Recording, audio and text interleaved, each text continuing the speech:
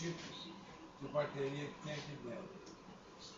Se for dessa aqui, pegamos umas 0 quilômetros, aí a gente fecha e aí a gente começa a fechar tudo.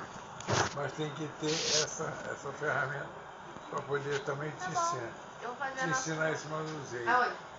E lembrar sempre de deixar ele ligado no off, porque qualquer outra vai descarregar. Tu vê que quando eu liguei, eu falei para você, e aqui está dizendo, está vendo a bateria aqui embaixo.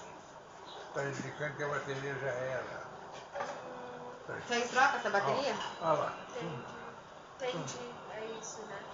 Eu vou mudar de para Está só na base do capacitor, né? Agora está morta. Morre, olha lá. Pode rodar. Botei aqui. Ela vai dar uma carguinha. Jogo para cá, ela vem. Ela vai subir. Aquele pão que você leva, já tem essa sobra, já tem um saquinho. Porque eu voltei para cá, ela descansou. Descansou. Joguei para cá, levei. Mas a bateria está descarregada, vai sumir. Então, isso aqui é molinho. Tá bom, vô. Guarda. Ah, é a bolsa aí, ó. Se tivesse, tinha dado para mostrar. O quê? A bateria. Pode tirar, mãe. Pode tirar já. Pode. Pode tirar, porque toda hora fala